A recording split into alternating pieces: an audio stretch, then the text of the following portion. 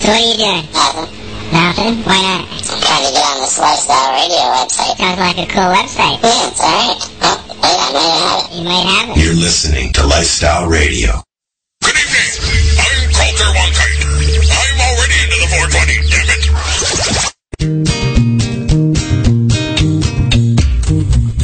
You like music, you like weed, well, we gonna be good friends indeed. This is how much I like more than smoking trees. They'll make you dance the do-si-do and teach you how the chiva grows. Smoke a bowl on the 420 radio show. On Lifestyle Radio. This is the 420 radio show. We are live on lifestyleradio.net. Hi. Yes, I am. I think that Marcel is here. I think I'm here too. And I, over the week, since we last spoke, yeah, it's open, but you see, I love Ellen DeGeneres so much that I had to go get me one. So I wanted to introduce our new news gal to the show, Ellen Faux, and that's F-A-U-X if you want to follow her. And hi, Ellen. Hi. She's shy. You got your own Ellen. I got my own Ellen. We're having problems with her audio, but as time goes on, we'll figure it out. But she is here. She is here, and she's joining us today just to see what's going on and how we do things. We also have Adrian Columb here back with us to talk about ADHD and cannabis, something that both Marcel and I are kind of on top of, as is Adrian. And we're good. Yeah, g'day, eh? G'day. Do we need to throw another shrimp on the barbie? You could if you needed to. Now, tell me something. Is that actually a real thing? Only, like, much more recently than that ever became an ad campaign. I think people are much more into seafood now than they were back then. It was more like sausages and stuff. You'd throw another snag on the barbie, which is sausages. But yeah, now people are grilling seafood a bit more. But that all really started with that whole Crocodile Dundee thing, right? Yeah, Paul Hogan. I mean, he put Australia on the map. So now that I'm on the air, of course, my phone rings. So I'm going to ignore my phone, and we're going to start the show. Michael is here behind me, and I just wanted to also tell our listeners that if you're not doing anything tomorrow night at 8 o'clock, we've got a special coverage radio show going on with Burger Radio's. What is it called, Michael? It's Burger Records' 3rd annual revolution, and it's like a whole crap load of radio stations and podcasts and that have all gotten together on a big list, and we're a part of that list, and they're all over the world, and you can check out their website on the Coverage Radio page on Facebook. Yeah, man. If you're not doing nothing, come on and smoke weed with us in the chat room at lifestyleradio.net. And if you don't smoke, don't come in and say, I don't smoke. Do whatever you do. Come in and ask us questions. Yeah, well, that's what I mean. Yeah, come in and interact with us. Ow, my back is killing me today. And we are going to talk about the news later today with Ellen. We're getting her kind of situated on taking care of the news for us during the show so that Marcel and I can concentrate on our guests and topics that we want to talk about. Ellen's going to be helping editing our newspaper, the Daily Stoner News as well, and our news segment will be called the Weekly Stoner News. And the clicking you hear is the chat room. There. Because people are going into the chat room. Sorry about that. That's okay. I'm saying hi to them. Hi, how are you? I'm fine, people. you? I'm fine. How are you, Adrian? How are you, Adrian? I'm really well. Just a little stunned. I'm at the end of a very long week, but I'm very excited to be here and looking forward to a good conversation. How are you guys? You're in the wrong spot if you want a good conversation. Well, I like the topic of conversation. Whether it's a good conversation or not doesn't really matter. Yeah, just up for a chat. I've just realized that I had to rave my mic up. It's driving me fucking cuckoo today. My back is killing me. But anyways, Mr. Stinky is behind me. I can smell him lighting up a doobie. Ellen, tell people where you are. Eastern Canada. East. So you're out east with Marcel. We can't hear you very well, unfortunately. Yes. Is this better? You're gonna have to swallow. Actually, it was much better. It was better yesterday. I can hear you just fine. It's not loud, but it's okay. Here, I'll turn you up. How's that? Maybe it's just Al. No, it's not just me. It's Oh God, good. Another one that blames me. No, Al's a lot louder, but I can still hear you. If you're running the helm, then you get the blame. Okay. Yeah, huh? So, Nova Scotia. I'm going to have to move to Nova Scotia now so we can all do the show in that place. Bring a shovel. Bring a shovel, eh? Yeah. Oh, hey, you know what? It's not much better here. I took my dog out earlier this evening, and I was standing there and looking down and realized I was standing on top of my lawn tractor. So, I want to start off the show with Adrian is doing a campaign to try and raise funds for cannabis and ADHD trial. And today is his last day. He's got a 24-hour extension. So while you're listening to the show, if you hear something and go, yeah, we need to do this, please go on to his site and give him a couple of bucks. He's almost there.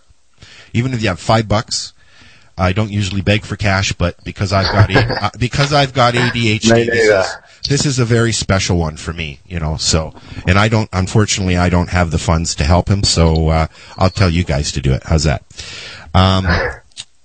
We are. What was I going to say? I got people texting me now. Please tell everybody what you're trying to do. We'll start off with that. How's that, Adrian? Great. Thank you very much. Okay. Well, what I'm trying to do is raise some money to eventually legalize cannabis as a medicine for ADHD. I've spent quite a lot of time trying to work out how to do that, and I eventually determined that scientific research is the path that we need to follow, because that's what doctors will listen to and that's what governments will listen to. They have these things called blue ribbon studies, which are placebo-controlled, double-blind crossover studies that are extremely technically run, so there's no bias. So they're supposedly unbiased evidence. And these things cost a lot of money to run. It's the main reason why cannabis hasn't been tested, is because it costs so much, and there's no real incentive for pharmaceutical companies to do these trials because they can't patent the medicines. So I took it on myself to raise some money to try and get this study happening. The first step is to run a pilot study, which is basically a miniature version of the eventual clinical trial. And the first step towards that was to fund the writing of that pilot study by an expert researcher. So I had to break it down into pieces. I found some world-class researchers to conduct the study and also to advise on the scientific advisory board. And yeah, I've spent the last couple of months raising money, and it's now 88% funded. The goal is $2,500 for the writing of the pilot study, and we're now at $2,192. That's accelerated in the last couple of days because we have added some amazing perks, which are vaporizers from Stores and Bickle, including some Volcanoes, Crafties, and Mighty vaporizers. There's currently one Volcano, 2 Mighties, and 1 Crafty remaining if anyone wants to get an amazing vaporizer for 25% off the recommended retail, including shipping, for a perk in this campaign. And just one last thing, the page for the campaign, if you want to check it out during the site, is igg.me/at/cannabis for ADHD. And that's a basic rundown. And I just want to, I'm reading the chat room, and I just wanted to say to Hillary, I just put a nice heaping tablespoon of tincture in my Diet Pepsi, so I'm right there with you.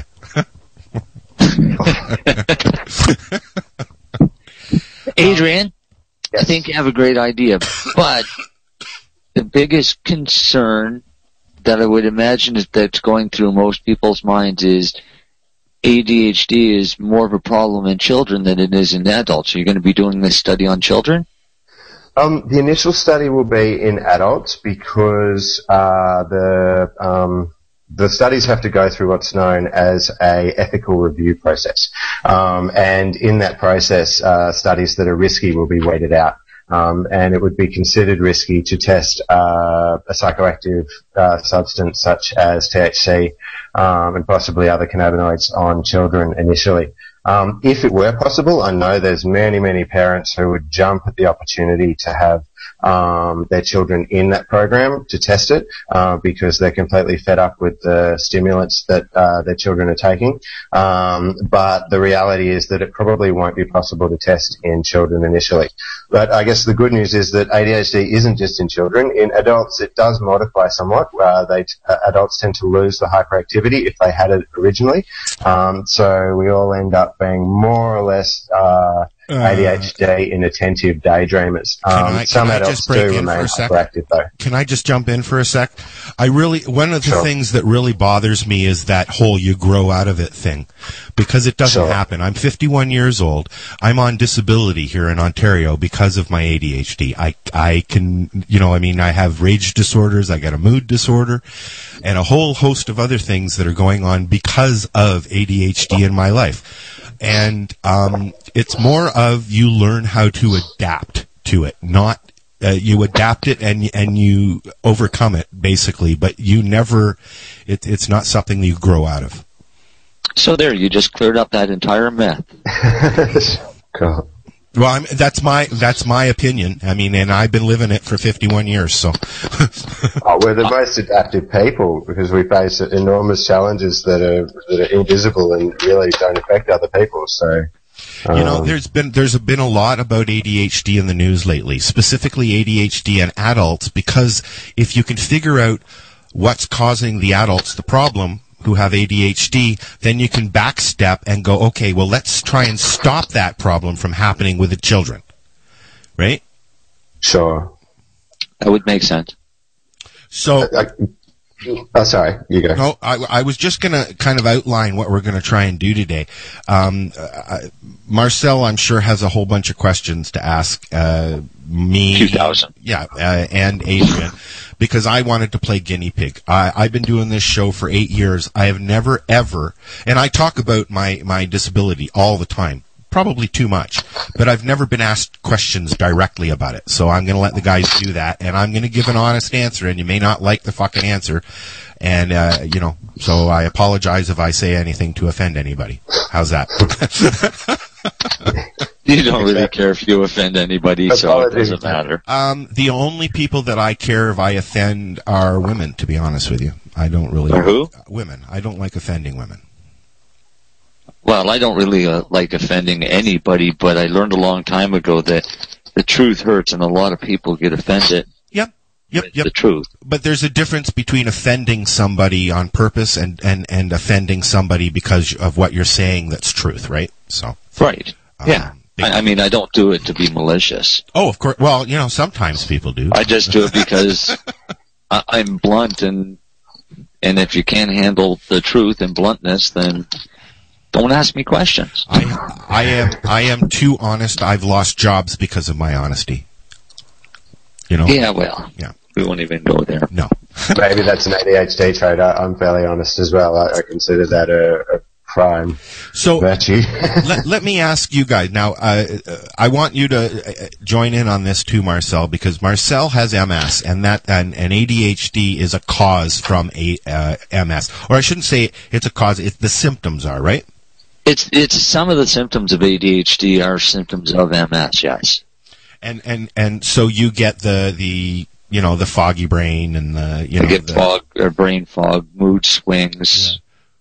But you suicidal depression. Yeah. I mean, it's the whole gamut. Yeah. But at the same time, and next week we'll be talking on here about PTSD. a lot of the similar symptoms are also in PTSD. Yes. Yes. Absolutely. So it comes to is the same medicine is used for all three of us: PTSD, ADHD, and MS. So it still leads me back to a deficiency in the endocannabinoid system. Yeah. Yeah. And it makes sense. It makes sense. I mean, you'll have to. I've pulled up a clip of a show we did last year with Dr. Behrman with 420 Jess and myself and Lori last season, and I'm going to play a little clip of it. But you'll have to tell me when that fits into the conversation, okay, Andrew? Yeah, sure. Okay. Sure. Cool. So, since you brought up depression, Marcel, it's a big one for me. Okay, I'm on Wellbutrin, and Wellbutrin also helps with ADHD. You know, some people might say, "Well, I thought we were talking about cannabis and ADHD." Well, if I had enough cannabis to feed my world, so to speak, and not have to take any pharmaceuticals, I would do that, but I don't. So I adapt. Depression's a big one, right, guys? Oh, definitely. My first year, I was on Effexor. I've heard about it, but I was told to stay away from it. Well, I'll tell you, once I got licensed and my doctor signed off that I was legal to get cannabis and I had a steady supply coming in all the time, I went to my doctor and we started weaning myself off of these 27 pills that I was taking every day. The hardest one was the antidepressant. And when you're going off with multiple sclerosis, when you're going off of an antidepressant, the side effects of the withdrawal are the same as an MS relapse. Yeah, pain. Pain, dizziness, fogginess, can't move, feels like the flu. Drooling, but it's laying on the couch, watching Netflix for a week. You know, the whole thing. No, it lasts for about 3 months. Yeah, yes. Wow. Until it's completely out of your system. Uh-huh. Once it's out of your system, you actually have a completely different outlook on life. Yes. Because everything is actually not dulled down anymore.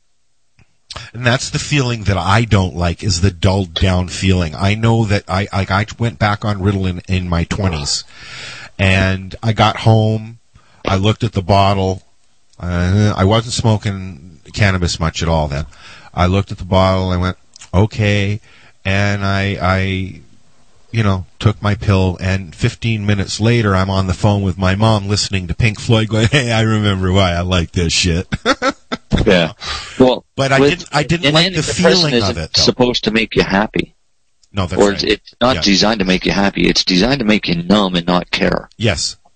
For sure. And that's all it does, is it just zones you out so that you don't really give a shit anymore. But cannabis will do the same thing? No, once you start taking regular doses of cannabis, then it's and your system's metabolized to it. You don't get high anymore. Yes, yeah, and unfortunately, it's not noticeable. You're just like living and happy. That's right. Unfortunately, though, most people in that situation, are like me. My problem is I get a donation, or I have a little extra or whatever. And then I get myself up to that level where I'm feeling good, and I just, want to get chugging down the road and doing my thing, and then I run out. And within a day, I'm on the couch. I'm a grumpy ass like I was, 3 months before that. So I'm going on this fucking roller coaster back and forth, back and forth. It's not helping. I'm a grumpy ass the day before I run out from anxiety about running out. That's right. Yeah, from thinking about it. So it starts 24 hours before you actually run out, when you don't really need to do it. I go through 30 grams a day. I've made sure I don't run out. Sure. You're in a situation where you have, I try not to either. You have that, and I won't say luxury. I will say you have that ability to be able to do that. I have that. Not a luxury, I have that. It's a right. I'm going to call it luck. That's your human rights, mate. You have a human right to access to medicine. But I'm lucky. Yeah, sure. You are. In reality, yes. In this everyone case, should have that I'm right. one of the lucky ones because I'm covered under the injunction. I can still grow. Yes. The injunction decisions, that the injunction is going to last for a long time, because once this trial is over, it's going to be appealed. And as long as it's being appealed, we're still going to keep growing. So Yeah. I'm lucky until that runs out. I want to say hi to Ellen again, just to make sure she's okay. Ellen, I'm here and I'm fine. that's way great. far away. That tiny voice. We're gonna fix that. Don't worry. It's not okay. that tiny, really. No, we're gonna fix it all up, Okay. and we'll make it. Oh, you were good there. She moves closer to the mic than we can hear her. Not sure what's different. I don't know what's different. The mic is on my head. I don't know. But whoever's calling me, please stop. So let's talk more about depression, since we were on that subject. Can you explain to me, Adrian, why that happens? Specifically with ADHD, why the depression is a part of it, a major part of it? Well, I mean, it's you got to look at it from different angles, but the first is that everything's very frustrating for someone with ADHD. It's like, I don't know, it's like trying to shoot a basketball hoop while you're, I don't know, on a skateboard. You know, like it's an added level of difficulty. Most people just shoot a basketball hoop from the ground. And for us, we're trying to hit a moving target all the time because we're either hyperactive or we're daydreaming or, anyway, we get frustrated because things don't always go our way. We leave things to the last minute. It's just it's a symptom of the disorder, basically, that we're going to have problems, which obviously lead to depression after a long time, of repeated exposure to negative stimulus, firstly anxiety and then depression. But I think people who have ADHD might be completely okay until they start taking the stimulants, at which point they then develop stimulant anxiety. And for me, I was prescribed antidepressants to take the edge off stimulants, which I'll tell you a bit more about a bit later when I give you a bit of a rundown on my own story. Yeah, I found that I was just swimming in them. I felt unnatural. I felt like I was walking on the moon. And they brought additional unwanted side effects in addition to the negative effects of the Ritalin and dexamphetamine. So for me, the antidepressants weren't antidepressants. They just made me feel unnatural and not somewhere I wanted to be, not clear-headed at all. Maybe they have some value for some people, but for me, they really didn't work. I think those are probably the two main angles in that. I'm here still. My mom called while I was listening to you. Can you explain to me, Marcel, why it is that CBDs help somebody with ADHD? I mean, I know you need a little bit of the THC as well, but why is it that the CBDs are helping? Because I know it helps me.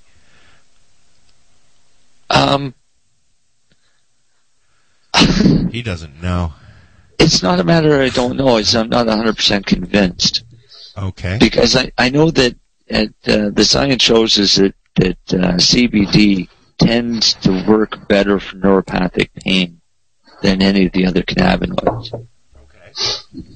And the THC seems to work more towards the cerebral side. But they're saying that the THCV will do the same as a CBD. That's similar, apparently. That's the rumor. That could be. It is possible. But in all honesty, what I think it's a requirement that the body needs the cannabinoids from the whole plant. Yeah, it's so the it whole needs thing. THC, CBD, CBN, CBG, yada, yada, yada. Yeah. ABC, 1, 2, 3, thinking about you and me, yada, yada, yada, right. And as research goes on, we may find out that it's even particular terpenes that could be helping as well. Look, at 16, my doctor asked me if I was smoking pot. I said no. I was on Ritalin since 5 and Dexedrine, very high doses actually. And when we had this conversation last week, so I don't want to go over it again. But he asked me if I was smoking pot. I said no. He said, okay, well, if you do start smoking pot, stop taking the Ritalin and the Dextrin because it will do the same thing. That was in the 70s, dude. I'm 51 now. And I believe that because when I don't have any cannabis, like we discussed earlier, I'm a grumpy ass. I'm on the couch, upset, depressed, angry, pissed off, whatever you want to call it. But as soon as I take a couple of hauls, it doesn't matter if it's a sativa or an indica, I'm level. And then if it's an indica, I can gauge it by, having a couple of puffs and putting it out. If it's a sativa, I can smoke the whole thing and just go tripping throughout the day, right? Yeah. Am I talking to Absolutely. myself? I'm talking to myself. No, I'm totally in agreement. I agree the same way. I find that smoking it, and here's a question that maybe the two of you can both answer. For your ADHD, is it better for smoking relief or ingested relief? I like the edibles myself because it makes me calm. But remember a while back we were talking about the panicky feeling. If I have too many edibles, I get that panicky feeling, even if it's a high CBD cookie. If I smoke a couple of joints after that happens to me, it brings me down. If I smoke some indica, right, brings me so I can kind of play like a scale. Can you do that, Adrian? Yeah, no, I use a high THC strain for the accelerator and a high CBD strain for the brakes, and somewhere in between that is perfect focus. Because if I have too much indica, I literally get couch lock, and I can't move, and I'm just kind of vegging out in front of the TV, and I hate that feeling because after a couple of hours of that feeling constantly, I get depressed. It's the same down feeling. That couch lock feeling, right? It's the same down feeling that I feel when I'm really depressed. So I don't like it. Although, if that's all you have, you just cut down on your intake, right? Absolutely. That sounds like it. Sure. It sounds like you might be taking a little bit too much cookie or something if you're completely smashed on the couch. Well, that's what I'm getting at. I don't like to go that far. Right. So that's the advantage of smoking or vaporizing. You can titrate your dose a lot better. I mean, unless you're making cookies with a certain amount of a certain strain in each cookie and you've measured it and you know what each dose is in each cookie, then really it's going to be hit and miss. I mean, even if you've had 2 or 3 of someone else's cookies, you still might be struggling to work out how much to take under which circumstances for what symptoms and whatnot. So, I mean, I think you can control your intake of cannabinoids a lot better with inhalation. But just like you were saying last week, it's good to have an underlying level of edible cannabinoids in your system so that you're not smoking or vaporizing constantly to keep that level up. You're just using smoking and vaporizing for symptomatic relief in stressful moments. The edibles help cut back. Right. How do you find out what your doses are with your treats that you make, Marcel? Everything is pre-measured. So my normal dosages are capsules that are made up with a combination of hemp seed oil because of attaching the cannabinoids to an omega-3 lipid before it's even ingested, as well as liquid vitamin D because I'm deficient in vitamin D with MS. So I take those straight capsules. Anything that I make, because I make everything with a concentrate, then it's easier for me to adjust the doses. So I try and make it so that each, say, dose of, for example, 1 chocolate would have the equivalent of half a gram of bud. Now, for some, that's too much. For others, it's not enough. Is it single strain or mixed strain? You make blends or? We can call it blends because it's basically whatever concentrate's being run at that time. Okay. But for the most part, I would say they're all hybrid strains with a mixture of sativa and indica. So there's a good selection of CBD, THC, and all of the other cannabinoids. Okay. I'd like to go into business and open up a confectionery. Great. The only problem is, sorry. I have an email question from Lisa, and she's asking about suppositories. Do they still make you feel high? We had Jack Hungle on the other night saying that that's the reason that people are using suppositories is not to get high. Okay. I've never used the suppository, so I can't answer it. Have you tried what's the word again? Suppositories there before? Either of you, Ellen or Adrian? No, in fact, this is probably the first time I've ever heard of a suppository, mate. Yeah. I've seen it. I know some people who have had to use it before. For what? Most of the ones that are using suppositories are treating cancer. Yes. Okay. Or they're trying to get their levels up to where they can fight off whatever they've got.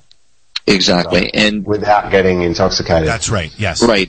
It's supposedly you don't get any intoxication from it, and because of the very fine membrane of the rectum, I guess, and it being applied there, it is more easily absorbed into your system. Sure. But I haven't made the suppositories, and I haven't tried the suppositories because there's the two best ways to get cannabis or cannabinoids into your body is through your butt or under your tongue, right? Yeah, I mean, those are for a good, long-lasting ingested dose. Those are your fastest routes of entry. Okay. Under your tongue. Through the buccal membrane is a very quick carrier. That's because it's so thin and it absorbs real quick, right? Right into the bloodstream? Exactly. So a lot of tinctures and everything you can just put under the tongue, the inside of the cheek. The only problem is a lot of tinctures are alcohol-based. I have gotten burns in my mouth from doing that, under my tongue. Cankers and stuff like that. Now, you can also make a tincture with a glycerin, and you make a hemp seed oil emulsion and put that directly into the same area. So I have a question about that. Actually, the glycerin one, is it actual sublingual, transmucosal absorption? Because I thought the reason why it could be absorbed there was because it was in alcohol. Yeah. I don't know if glycerin is able to be absorbed there. So I don't know, because I don't bother with tincture either. I am actually on. But I do know with the hemp seed oil and cannabis oil in a spray in the mouth has a pretty good effect within about 15 minutes versus 35-40 minutes ingested dose. I've got a recipe, if anybody wants it, for tincture that is glycerin based, and I'm on it right now, as is Buster, my pal, and I feel great. You know, I'm taking a teaspoon in the morning and a teaspoon in the evening, sometimes a little bit more, in my pop or something. And Buster's getting a half. And Buster's 13 years old. He's got cancer. He's got lumps. He's got bad hips. So I mean, he's out in the snow, trashing around like a puppy because of cannabis. I mean, there's no other explanation because he's not on anything else, right? But we've gone off topic. We're going to talk some more about ADHD. How about we listen to a song and then we come back and we. I just want to read one comment though from please, one of the ones in the chat room from who's actually from Australia, so she can understand Adrian pretty good. At the Australian symposium, we were told that the suppository method bypassed the liver and therefore was used in cases where really high dosage is needed. Yes. That's actually really makes sense and a really good idea. I've actually heard that. Yeah, it's because the lining in your butt is so thin, and it's directly into when it absorbs, it goes directly into the blood system, and it bypasses the whatever the happy muscle or that. No, it bypasses the liver. Okay. Well, I'll tell you what. I'll have to make some, and we'll test both on the wife. And on that note, we're going to listen to a new song that I found this week by Kabaka Pyramid. It's called Worldwide Love, and you'll understand when you hear it why I'm playing it. It's the 420 Radio Show. Come on into the Lifestyle Radio chat room. Just click on the button, come on in, choose a nickname, and call yourself Bob if you don't want to call yourself anything. We'll be back, and we're going to talk to Ellen a little bit and find out where she wants to go with the news later on, and all kinds of other stuff, and more ADHD stuff. We'll be back. It's the 420 Radio Show, live Lifestyle Radio. And more ADHD. When we speak of love, it's not just something you have for one person. Love is impartial. It's immaterial, it can't be divided, you know? About a pyramid again. Listen, no, yeah. Telling them again, no. Ooh, yeah. So when we're talking worldwide love, take note. I'm singing about worldwide love. From the seas in the ground to the skies up above, this is a worldwide love. Not just my family and friends, all my enemies, me send it's a worldwide love. You coulda rich, you coulda poor, still me give you more of this worldwide love. Do away with the hate and rush. We are a human race. Many different colors, many hues and shades. Some ear picky, some smooth and straight, but the same blood that flowing out with tubes and veins. Tell me if you ever side love or separate. Living as one, that's our ultimate fate. I know see why them a try dominate. Love it at the source where the isle a create. No matter what's the time or place in this worldwide love. From the seas in the ground to the skies up above, this is a worldwide love. Not just my family and friends, all my enemies, me send this your worldwide love. You coulda rich, you coulda poor, still me give you more of this worldwide love. Let's do away with the hate and grudge. The love you're not partial. Love with the soldier, the police and the corporal. This next generation, the youth and the normal. Love and anything what how you live it royal. Love in your soul and your soul is immortal. Now get me wrong, my love, my blackness, but spiritually there is only one exactness. What is immaterial can never be separated, and that's a fact. I say we need worldwide love.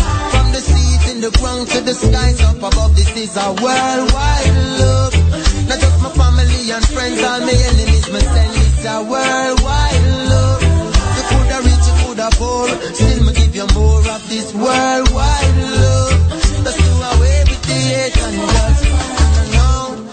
Love are the power of attraction. Bind us together like the web, the spider start fun.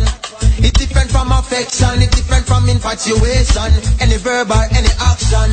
Many lurking, many factions. Many religions try to tell you what is love and then I got none. I beg you look in your heart. Be careful what you put in your thoughts. Be smart and seek for the worldwide love. From the seas in the ground to the skies up above, this is a worldwide love. For all my family and friends, all my enemies, me send this your worldwide love. You coulda rich, you coulda poor, still me give you more of this worldwide love. No, hey, worldwide love, that is what I'm giving. Worldwide love, nah do no killing. Worldwide love, never pin no shilling. No, hey, worldwide love, take it to China. Down Australia, North and South America, then Europe, straight go to Africa. We spreading this a worldwide love. From the seas in the ground to the skies up above, this is a worldwide love. You coulda rich, you coulda poor, still me give you more of this worldwide love. Not just my family and friends, my enemies, me send this a worldwide love. No, hey. Worldwide love, it's all we need. It's a fall on me. Oh gosh, Kabaka Pyramid, I will be telling them.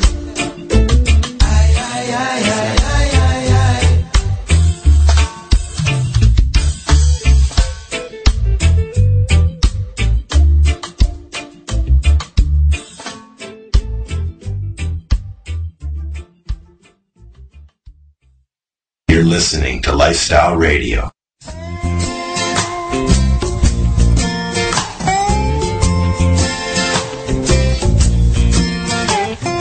Work and hard are four-letter words. Rising early is for the birds. Got a good job that keeps my vision blurred. I'm really good at selling weed.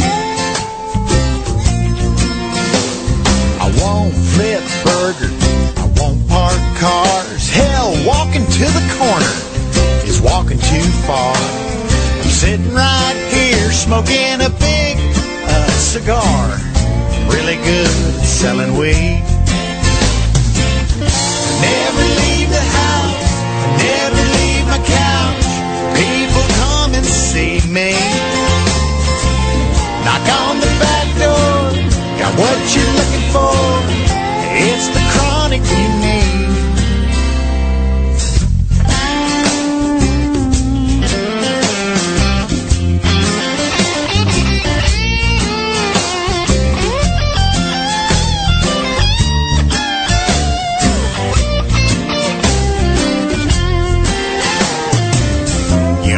Call me when you're looking for smoke. I'm not fronting you cause your ass is broke. When you give me money then you'll get to toke. I'm really good at selling weed. I never leave the house, never leave my couch. People come and see me. Knock on the back door, got what you're looking for. It's the chronic you need. I know the DEA is tapping my phone. I'm always paranoid. My cover is blown. I even check my mom for hidden microphones. Yeah, really good selling weed. Man, I hope the cops don't hear this song. You know, but if they do, I was just kidding. I don't know nothing about selling any weed. I mean, I saw a sign. It said work from home. It said I didn't even need an internet connection. I mean, I have one, but I don't need one. I use it for, online Bible study and the occasional bestiality video. I don't know. Need a phone though. That's very important in this line of work. Preferably one of the disposable phones where you can buy the minutes. Am I giving out too much information? Is that what's happening here? Maybe I should just shut up now. Okay. If you need some weed, we are back. Well, I don't know. It just... we are live, guys. I haven't explained. We are live. Hello. We are doing Isn't it great when you come back to the kitchen and people are talking and then they all stop? Yeah. Oh, God, I love that. You know that they were talking about you, right? So that's what now happened to all of our listeners. We were talking. About when you. we came back, we stopped. Yes. We don't talk anymore. Because obviously they think they were talking about them. And we weren't. We were talking about Adrian.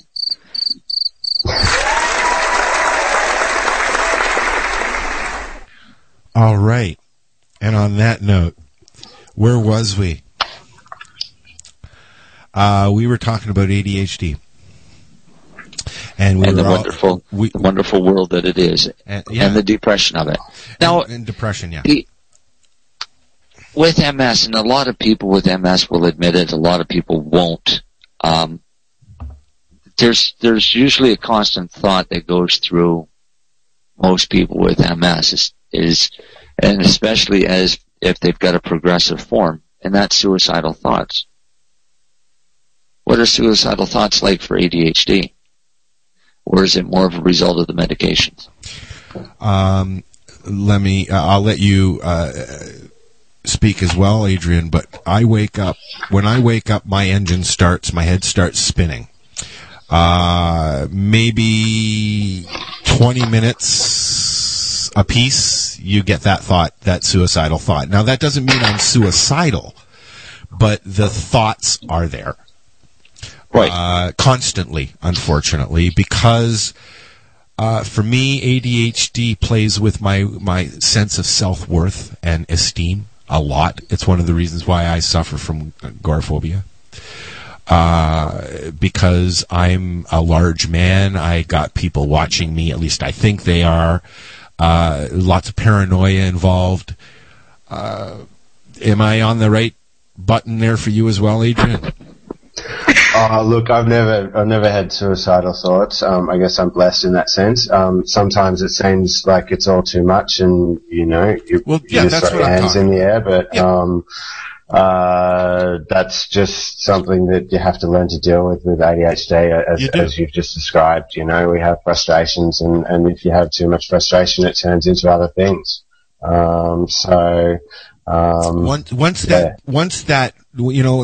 your brain starts spinning, unfortunately, because you've got that, there's a short circuit for whatever reason there's a short circuit that says, hey, that doesn't say, hey, now, chill out, let's think about this.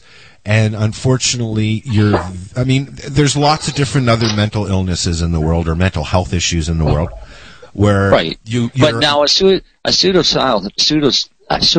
thought isn't necessarily you thinking about how to kill yourself. That's right. No, it's just the thought. I wish I wasn't alive today. Yeah, it's basically the thought of would it be better if I was dead? Yes, that's what. Yes, I don't think about killing myself every day, but I do think, well, maybe if I wasn't here, things would be a little easier. Well, I mean, for people with MS, it would definitely be. It's really the only way to end your suffering. Yes, and thank God in Canada you're allowed to do that now. Now, yes. Are you? Yes, you are. Yeah. That's an amazing human rights victory. Very recently, yeah. It was like middle of last month, wasn't it, Marcel? Yeah, it was just last month. Yeah. Then, well, I mean, it'll probably be appealed and yada, but of course, they'll argue it out for a while, but eventually it's still the right thing, because the other option is for people to fly to Switzerland. Yeah. And I mean, that's like $25,000. Where do things stand with Kevorkian now? Is he still alive? Is he still practicing? Is he what? Do you know? Our news lead would have to answer that one. I was just curious. I'm not putting that on you.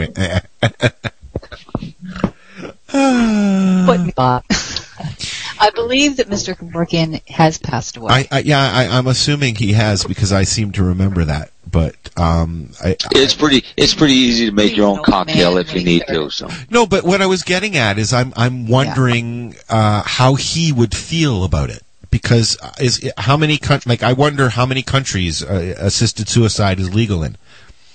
But that's a whole other conversation. So yeah, Let's of the states it's legal in. I'm not sure. I don't know. We'll have to find out that information, and we'll have a conversation with about. We'll do that as a different show. But this is a good example of ADHD, isn't it? Yes, that's what I was going to say too. The going from one subject to the other is where you were getting at, right? Oh, look, a puppy. Yeah. It's like that. It's that book, Understanding Attention Deficit. Oh, look, butterflies. Yes. Can you explain to me, please, Adrian, because Adrian has done a lot of research already, and I believe you have a support site as well? Yeah, I have a website, cannabisforadhd.org, which is full of information about cannabis and ADHD, and also my plan for the clinical trial, and also in the section, Is It Safe? I've addressed a lot of the main arguments that the haters and naysayers and government people and the like put up against legalizing cannabis for medical use. Now, what are your thoughts and feelings about the doctor who invented Ritalin saying what he said on his deathbed? I think he's set patients back quite a long way by saying that. I don't know what the basis is for it. I did have a look at it, but I didn't give it too much mind because it's a bit nonsensical. The way that medication for ADHD was developed was they were testing morphine and downers to see if they could reduce the hyperactivity. And instead of reducing the hyperactivity, it increased it. So intuitively, they tried stimulants, which is how they reached at amphetamine, which is Adderall, Dexedrine, that sort of thing. Yep. They then tweaked the amphetamine molecule to get methylphenidate, which is Ritalin. So the science that actually discovered the medicine for ADHD, which was then known as hyperkinesis, was based on intuitive, good clinical research. And I think the fact that he said it was a made-up disorder is a whole lot of nonsense. It doesn't help anyone. I think it was pretty sad when I was just like, what? Are you fucking with my noodle? So here's a question from the chat room. Okay. And Lisa wants to know how cannabis affects anger, rage, and frustration. I can give you a little example on that. G13. Was it G13? D13, something like that. 3 of us were in a house for several days. We had a strain. We were at each other all, the whole time, just punching with words and yelling and screaming and all that crap. And then we ran out and we got a kush and everything went back to normal. We were laughing and giggling and stuff like that. That was White Widow, and we call it angry weed now. Right? And because the people that happened with me have an ADHD-esque kind of problems. So we were all in a little house together and smoking White Widow for several days, and it got nasty. It really did. And then we got some kush, and everything was back to normal and happy dappy. Is that? I've been using White Widow all week, and I've been completely un-aggro. So I guess there's different strokes for different folks, but I know that the high THC sativas like the White Widow can be really aggravating for some people. For inattentive ADHD, for me, it's perfect medicine, as long as I've got a CBD to come to use as the brakes. But everyone's different. Yeah, and I think what we need to stress, and Marcel will probably jump in here, is cannabis, just like any other pill that your doctor would give you, is patient-specific. You can hear all these reviews on different strains and different methods of taking cannabis, but you have to find the method that helps you the best, because this is all about you. It's not all about the guy down the road, right? And you're right, I'm going to jump in, because it's not just limited to pills and cannabis. Anything that you put into your system is going to react differently in you than it does in anybody else. Well, chocolate affects some people where it doesn't affect other people. I can have a cup of tea with sugar or sweetener, and after I'm like a Timmy's, right? And after I've had that, I'm higher than a kite because of the caffeine. Okay. Yeah. And caffeine doesn't affect me. That's right.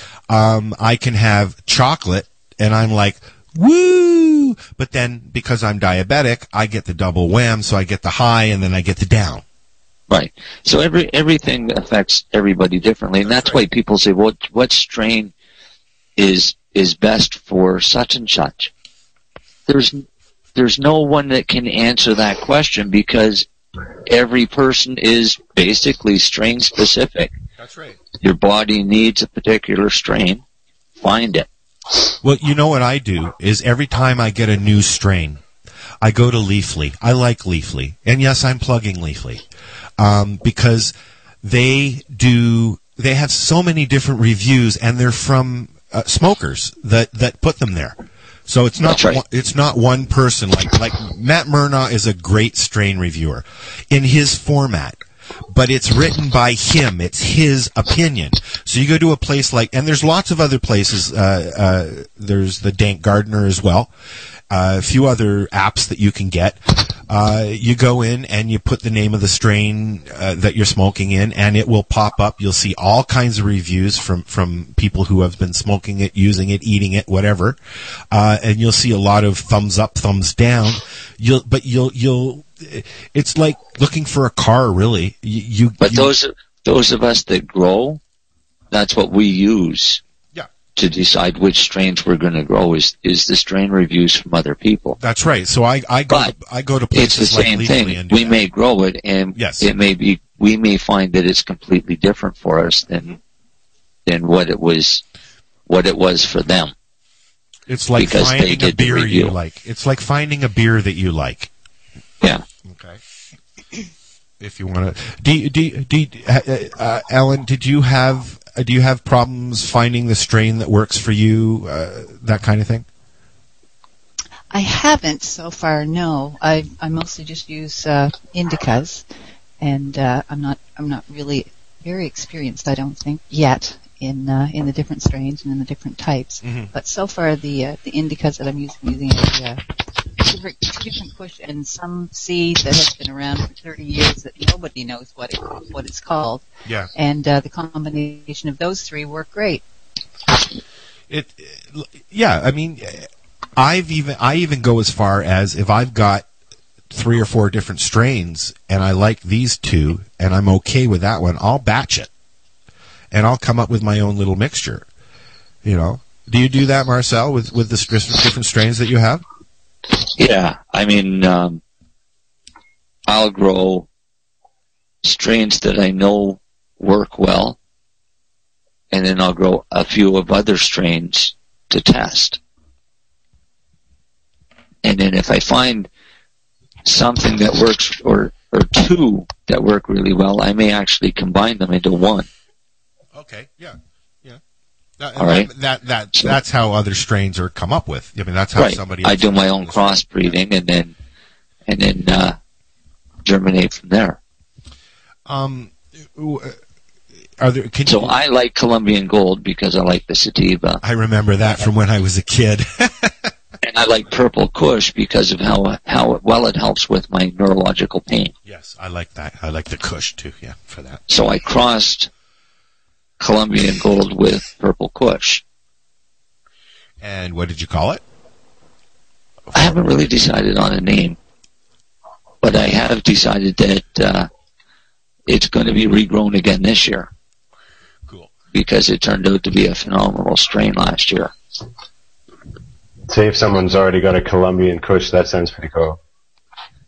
Yeah, and I'm sure other people have cross Colombian Kushes and like a Colombian with a Kush.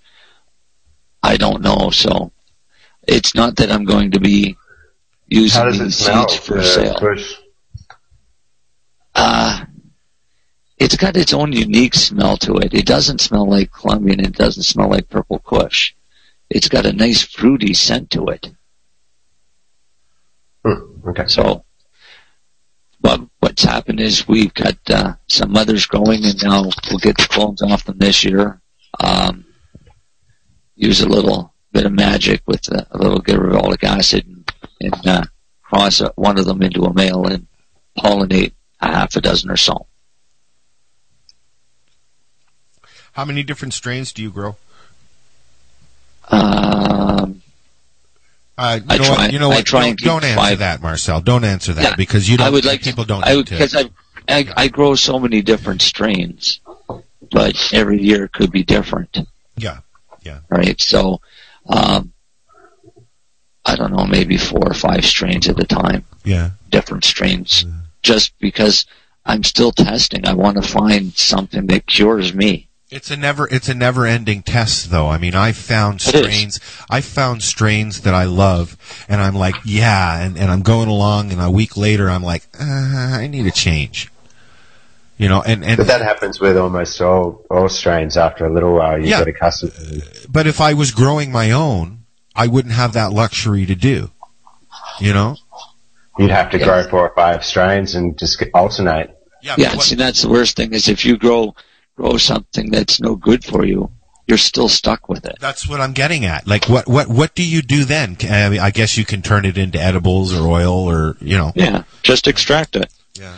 Once it's extracted, it doesn't really matter. I was just going to ask you that. I mean, if you extract a heavy indica and that, like, you get a heavy indica oil. No, I'll take that a different way. Okay. If you were to extract some oil out of a white widow that sets me off into a rage. Okay. Yes. It's going to set you up even more. Super concentrated. Well, that's what I'm getting at. Is that going to if now I understand with the oils it would be concentrated, but what about edibles? Oh, is it going to affect? It's still going to be concentrated. But is it going to affect me differently? And it should still be basically the same effect. But because it's an ingested dose, it's not going to be as severe of a cerebral effect, but it's going to be one of the ones that make your heart race and then puts you in a panic attack because you think you're having a heart attack or something. But your heart only increases like 10 to 15 beats per minute. Been there, done that. They gave me an Adderall as soon as I walked, Ativan as soon as I walked in the fucking door. All they needed to do is give you a fucking cookie and some cartoons, and you would have been fine. Yeah, but because really, that's all it is you set off your own panic attack. And people will call that the overdose of cannabis. Yes. When you can feel your heart rate increase. Or mania. Mania sets off a panic attack. Yeah.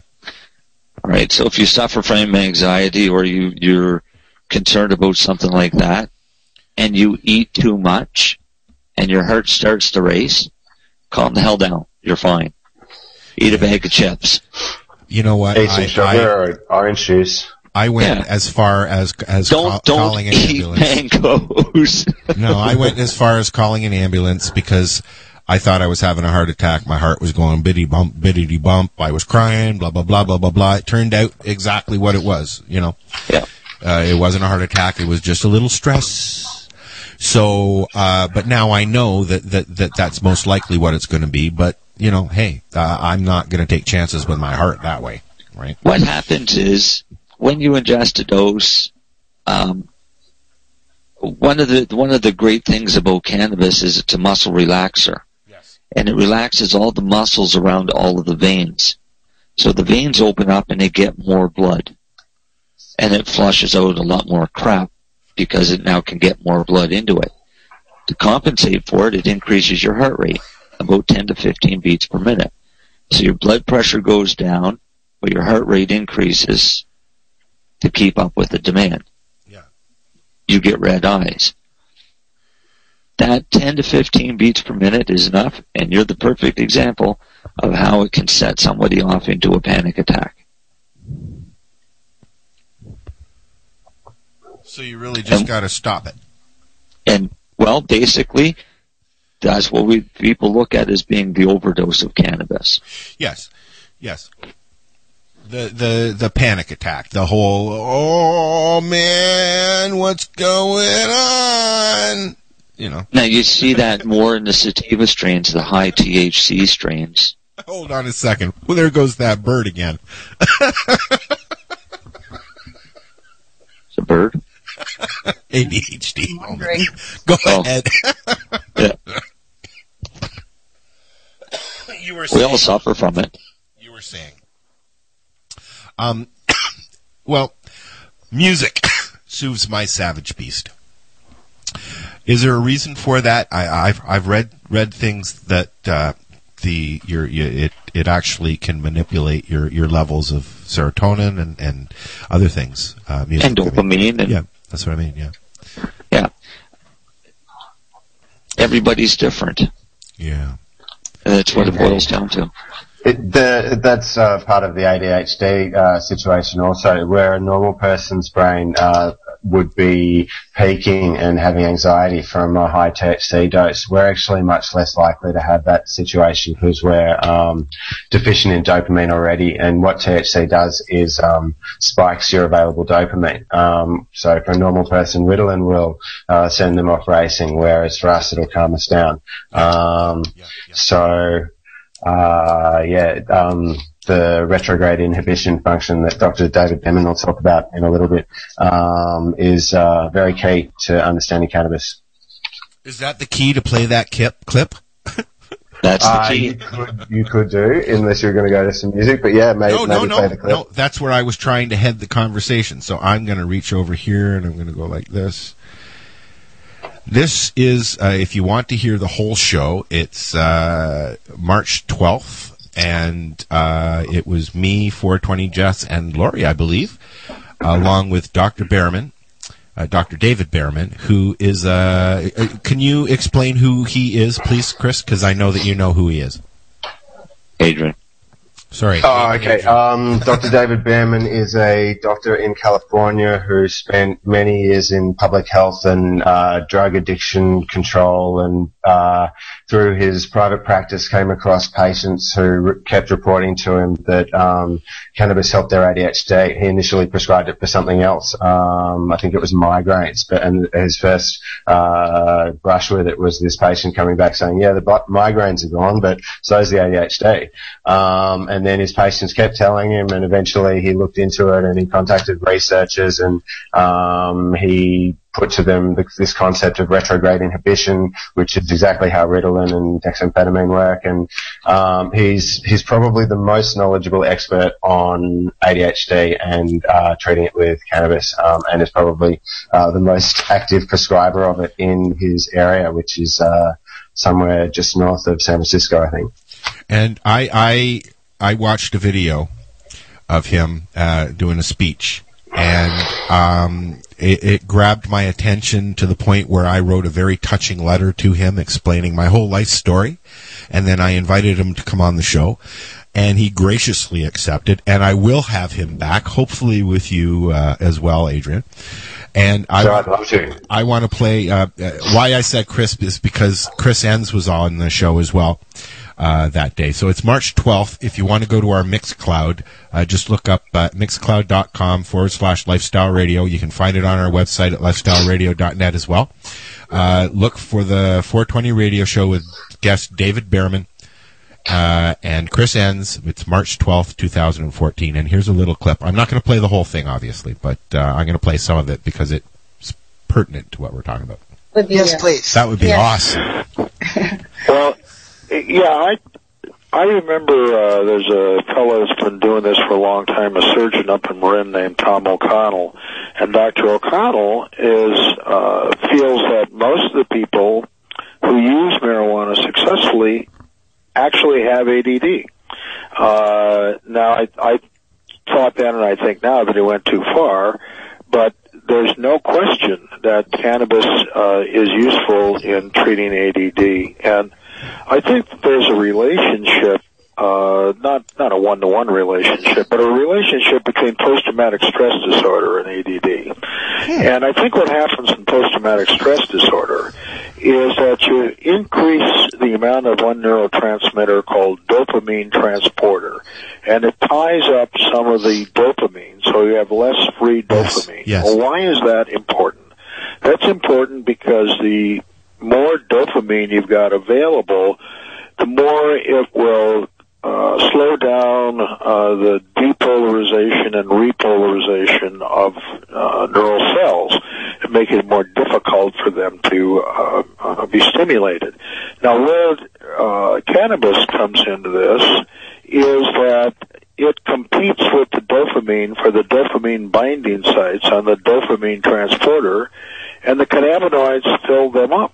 And this releases the dopamine from being bound to the dopamine transporter. You now have more depolarization, you have more retrograde inhibition, and you have added to slowing down the speed of neurotransmission. So if we're talking about attention deficit disorder, that means you have fewer slower-moving neural impulses, making it easier for the cerebral cortex to grab onto them. If we're talking about post-traumatic stress disorder and anger, if you don't have enough dopamine, you've got all of these anger impulses that are moving at warp speed, and the midbrain, which is the most primitive part of the brain and sees life in terms of black and white, life and death, gets the upper hand in terms of directing our thinking, and the cerebral cortex takes a back seat. And so everything becomes a matter of life and death, and it's no wonder that you get angry easily. It's no wonder that you get upset. And that was kind of cool to hear that. Yeah, no, he was spot on, really. I think that there's the keys to this argument for cannabis for ADHD and PTSD in what he's talked about. Yeah, very much. How long have you been using cannabis to treat your ADHD, Adrian? Well, I discovered in university that cannabis helped me to concentrate, which I guess that was probably, I don't want to say, I don't know, about 15, maybe 16 years now. Basically, while my friends were on the floor stoned, I was more functional than ever. And I could suddenly write essays, concentrate in class, express myself, feel motivated, and generally get the job done. So I haven't looked back. It's been pretty much daily since then.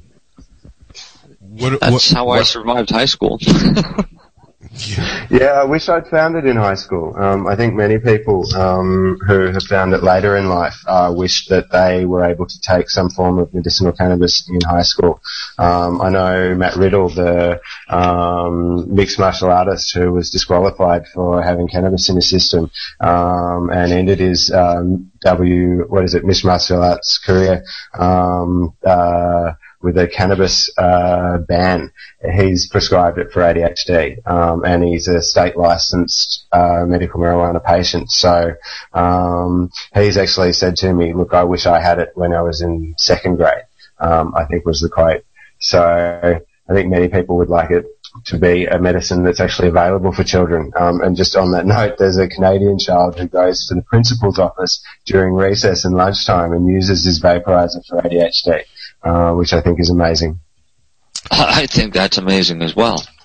I think it's great. Yeah, I used to have to go to the office to get my Ritalin, and it's nice to know that now they can go to the office and grab their little vaporizer and do what they got to do.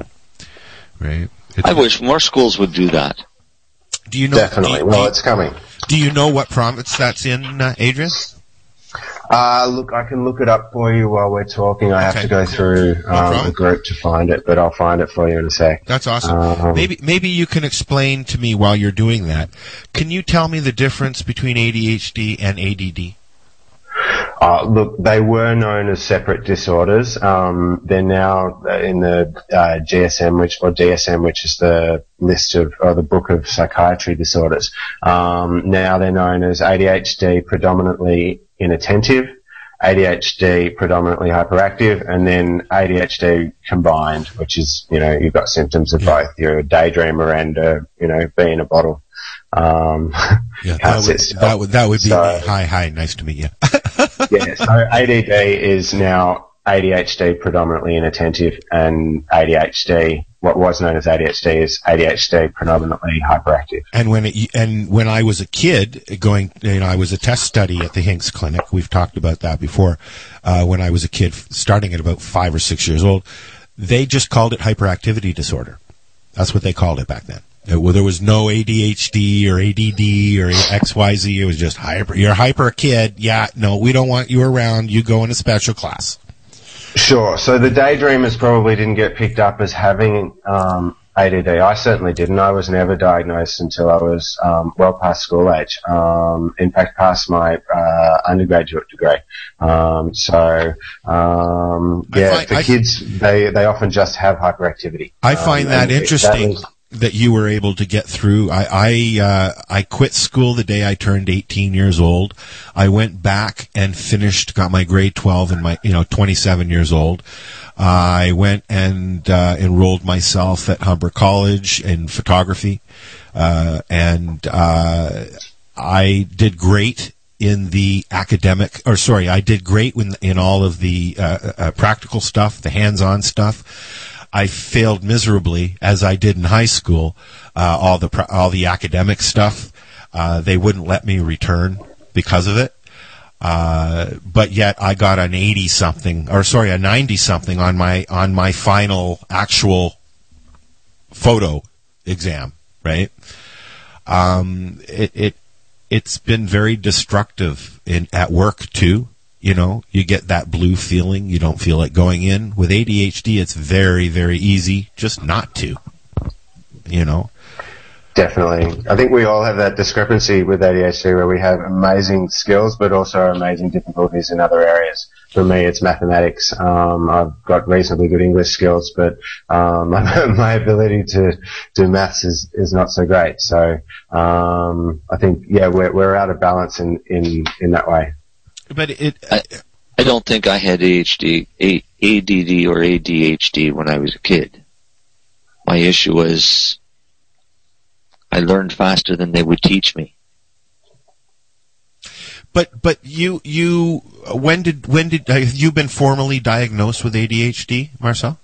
No, not at all. Okay, so but your doctors have said those are symptoms of ADHD, obviously. Yes. Yes. Go ahead, Adrian. What one of you go?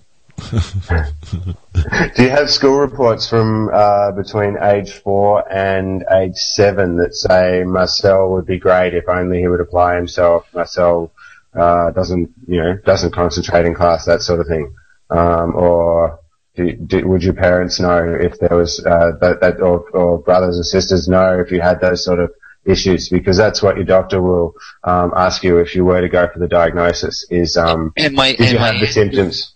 My answer would have been the reports would have showed all hide marks in everything, but the comment section would show boredom. Menial tasks. That's that whole menial task thing that is very, very prominent in somebody with ADHD. I was extremely bored. So by the time I got to high school, well, I started using cannabis when I was 12. And that got me through junior high school and high school, which were some rough years. When I went into the military and did the aptitude tests, they come back and they told me that I had a learning disorder, and the problem was that I learned faster than anybody could ever teach me. But that could also be ADHD because... very likely. Yeah. One of the symptoms of ADHD is actually something called racing brain syndrome, which is your thoughts are going too fast for you to actually hear them. That's what I have. It sounds like what you're experiencing was you could actually hear the thoughts going that quickly, but there wasn't enough stimulus. Well, the cannabis was actually allowing me to hear the thoughts. Gotcha. Yeah, well, that's what it does. It slows it down for me. Yeah, it slows everything down to the point where I can decipher the thoughts. Otherwise, I still do the thoughts. I can just decipher them just faster now. Well, that doesn't work. Like, I mean, literally, the minute I wake up in the morning, my head starts spinning. What do I got to do? What's coming up? What's happening next week? What's happening next year? Oh, shit. Last year I did that, and I shouldn't have done that. I really shouldn't. I feel bad about it, but you know what? It was last year. And it's just constant, over and over and over, and you can't stop it until I come out here. I come out here about between 5 and 7. I take my Wellbutrin, my metformin, and a Sesament just to get me going. I have a tea. I have some tincture. I smoke a couple of doobies. By 11, 12 o'clock, I'm able to get up and take the dog out and continue on my day. Where if I don't have cannabis, it's 2 or 3 o'clock. See, that's why nothing happens. That's why I got a dog. I don't have it. Well, you see, I have to get up at 4 o'clock in the morning to take Buster out. He's an old guy. I have to get up at 6 o'clock in the morning to take Buster out. He's an old guy again. You know, so I mean, he goes out every couple hours, so I have to do that. But yet I can hardly bring myself to do my dishes because it's that whole menial task thing. I recently went to a clinic in Barrie, Ontario called the Bilke Clinic, and I actually asked Dr. Bilke if he would come on the show, but he specializes in adult ADHD diagnosis. And even though I was diagnosed as a child and a test study and all blah, blah, blah, blah, blah, that was a long, long time ago. There's no records. Okay. So I had, in order to get on ODSP, I had to go and get a psych evaluation. And what they did when I walked in the door was they handed me a 6-inch thick pile of paper and asked me to start filling it out. I got ADHD, is really all I gotta say, is what I said to them. How the fuck am I supposed to do that? And they said, just try your best. I think I got through maybe a quarter of it when I actually turned it in 3 weeks later. And they said, you can't do that. I said, I got no choice. I just can't do it. It's like a test. It makes me panicky. You know? So, I had that same problem today. I was trying to film a video and I couldn't get the script right and I was just peaking. As Dr. Bierman said in that little clip there, everything seems like life or death for us. Well, he was talking about PTSD, but I think it's the same for ADHD. Everything takes on such significance and importance that it's too hard to grasp easily and too hard to deal with easily. I don't have that issue. My issue is I really don't give a fuck. I go through that, Marcel, whether it's a good thing coming up or a bad thing coming up.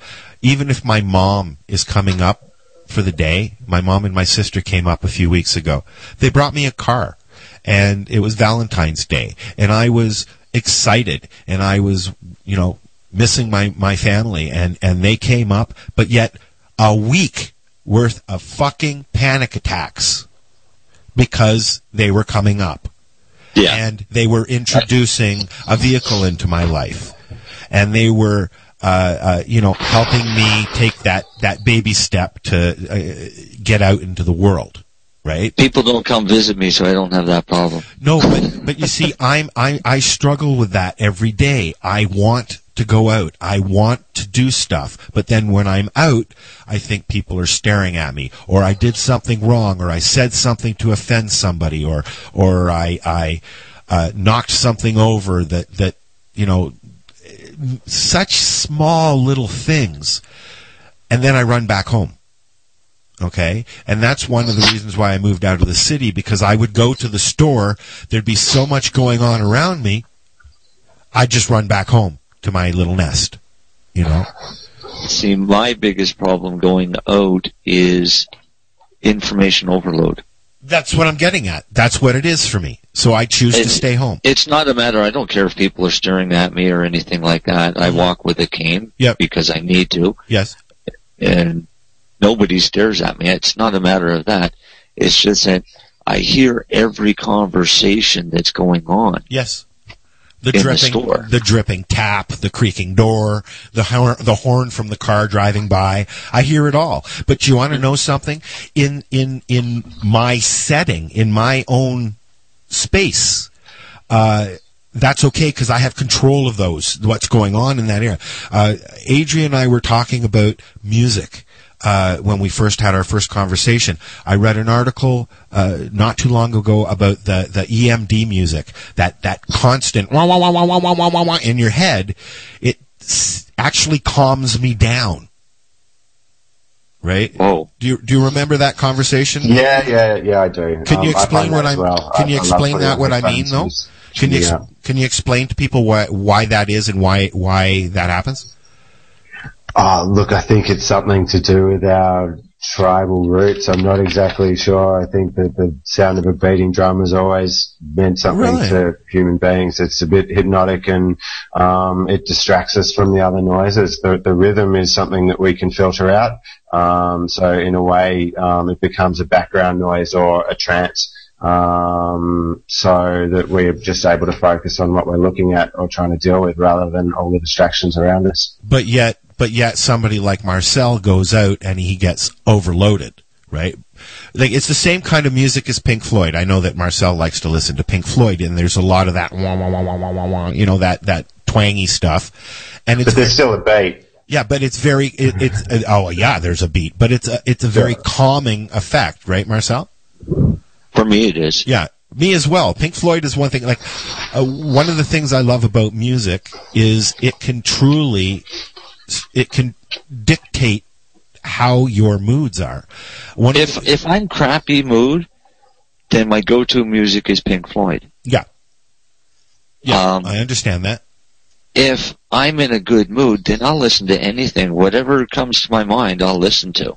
Yeah, one of the things you'll notice if you listen to the station during the day, I'm just sitting there listening to music that I want to listen to, or it's on auto and it's playing what it wants. But my point is, if I'm sitting here in front of the station and I'm playing the music or putting the playlist together, I'm actually taking myself on a trip.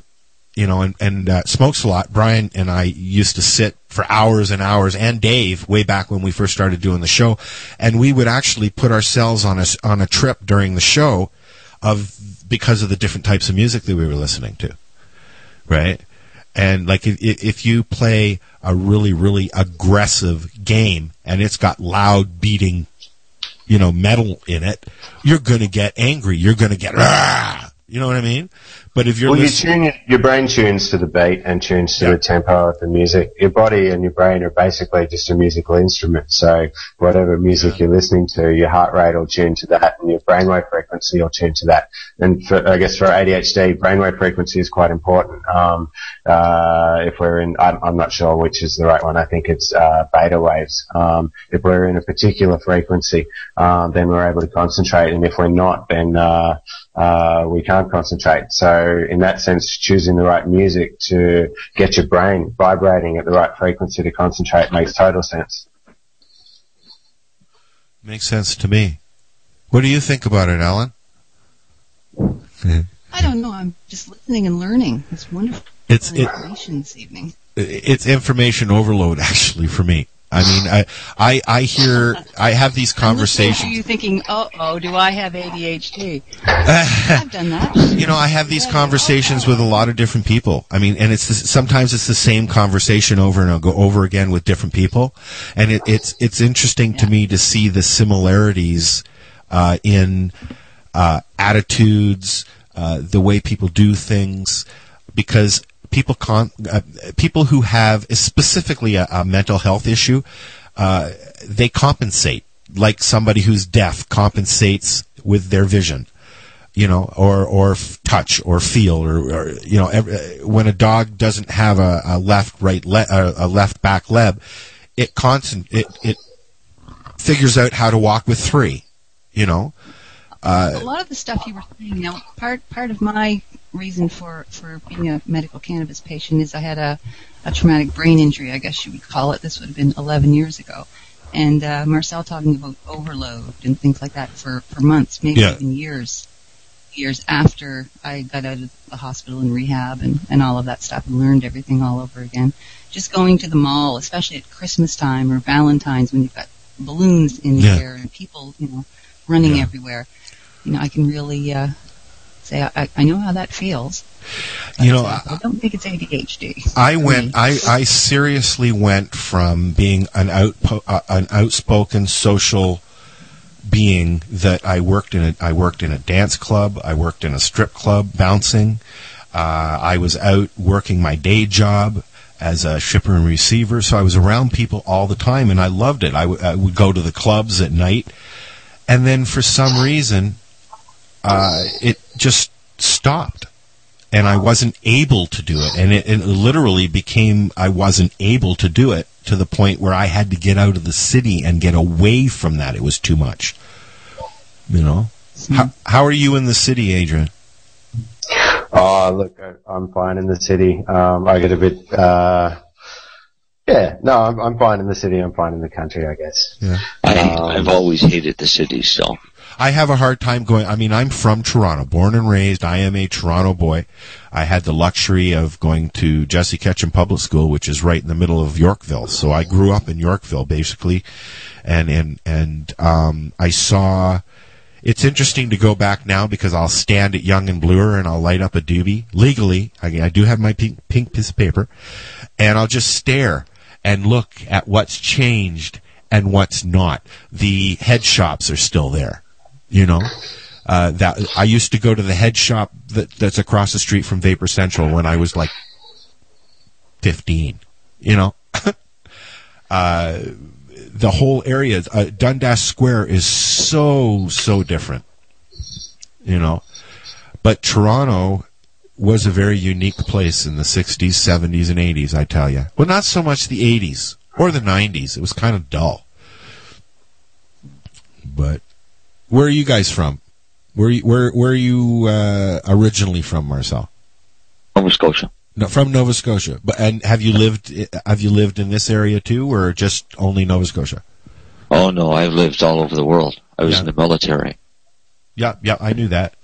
So I've lived in BC. I lived in the Middle East. I've lived all over the Maritimes. And lived on Ontario. And once again, we have just proven ADHD is grand. Exactly. Yeah. Talk to me if you know why this whole menial task and procrastination thing is a big deal with somebody with ADHD, if you don't mind, Adrian. Menial task, I guess I don't know. If I were to describe it in myself, it would be, I find it difficult to motivate myself to do things that I don't want to do.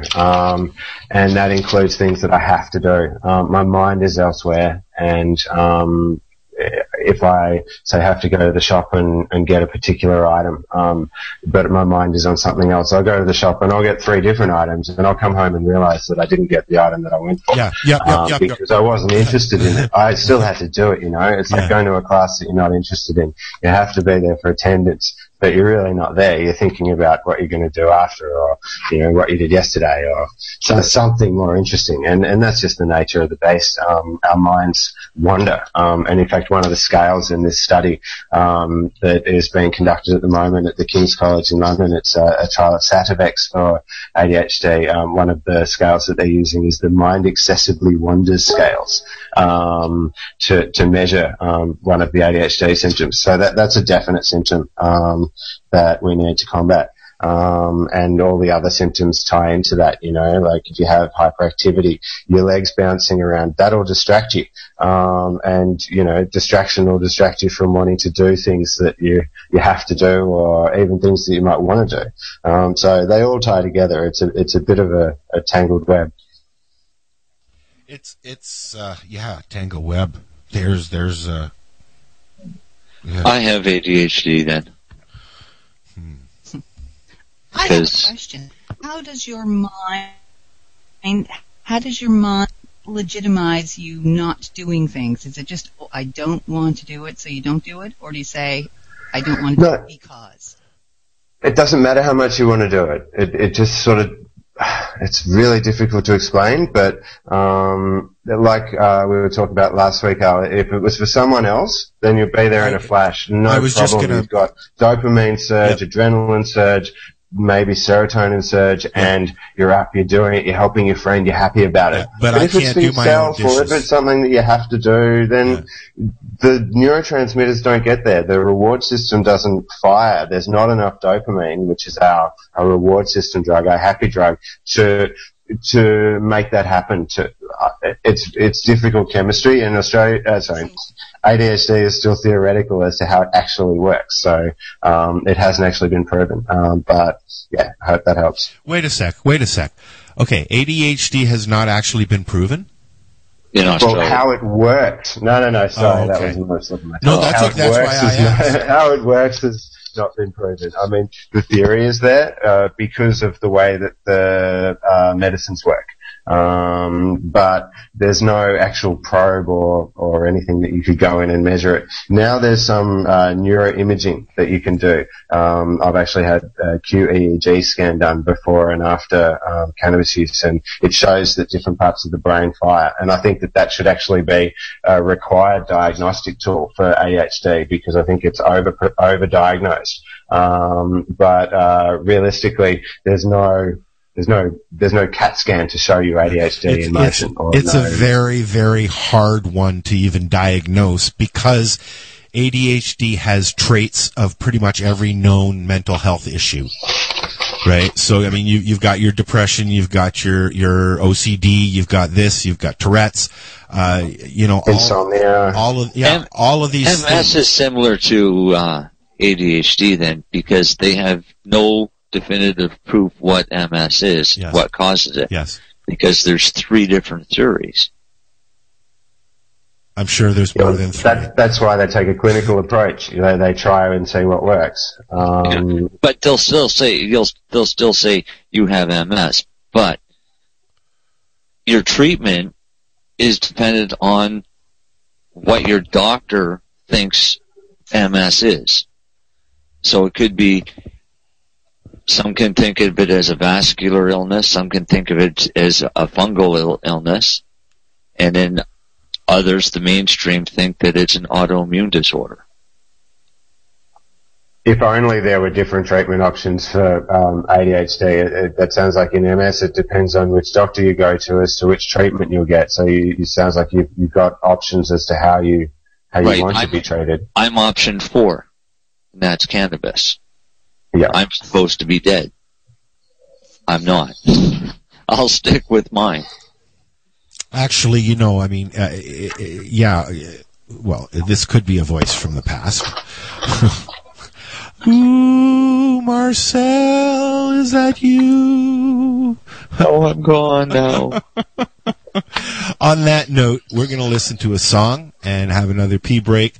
This is a guy that I heard live. My sister told me about this guy. He was doing a live stream, and I listened to him, and he blew me away. So I emailed him, and I said, Nathan, would you please come and play for us? So one day he's going to come and play for us live while we're doing the show. But for now, I've got Nathan Angelo, Carolina Saves Me, and this is from his video from that. And we'll be back. It's the 420 Radio Show. Come on in the chat room. We're still going here. This is Bubbles from the trailer park, and they're playing some fucking excellent music on lifestyleradio.ca. I hope I didn't sound too nervous there. Hang up and try again.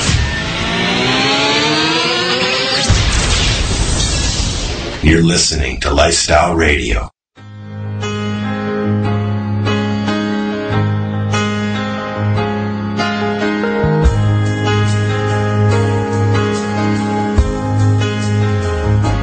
Autumn sun at my back. I rode my horse to Georgia with a dream upon my lap, and I waited for its moment, waited for the day to come to pass.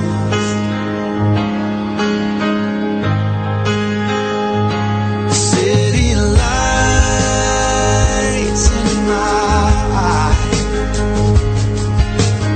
mystical attractions of ease my troubled mind, and I'm swimming in my senses, drowning out the noise inside.